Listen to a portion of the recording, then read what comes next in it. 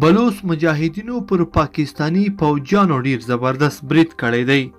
السلام علیکم محترم لیدونکو، ستړي مشئ، وخت مو په خیر.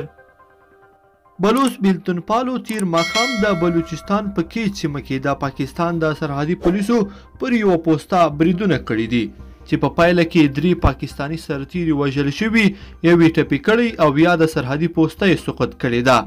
د بلوچ بیلتون پالو ډله وایي د دوی ملګرو د کیچ په سنګستان سیمه کې د پاکستانی سرتیرو په پوسته برید کړی دی چې پکې 3 پاکستانی سرتیري وژل شوي دي.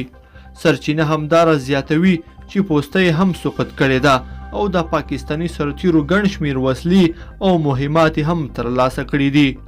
بلوچ بیلتون پال وایي اوس مهال د دوی ډله قوي شوې ده، ډیر شمېر نوي سرتیري ورته جذب شوي او د پاکستان خلاف د ازادۍ جګړه په خورا جوش سره کوي. دوی وایي چې تر هغې به د پاکستان پر وړاندې جګړه ونه دروي تر څو بلوچستان آزاد نه کړي. بلوچ بیلتون پاله ډله نه یوازې دا چې بلوچستان په سرحدي سیمو کې د پاکستان د پوځ پر وړاندې جګړه کوي، بلکې ډیر کله د پاکستان په مرکزي ساحو کې هم هدفي وژنې ترسره کوي چې دې چارې د پاکستان حکومت سخت ورخطا کړی دی. لیدونکو په دې هیله چې دا مطلب به مو تر پایه لیدلی وي، راسره که مو دا ویډیو خوښه شوې ویډیو لایک کړئ او چینل سبسکرایب کړئ. تر بیا ښه وخت.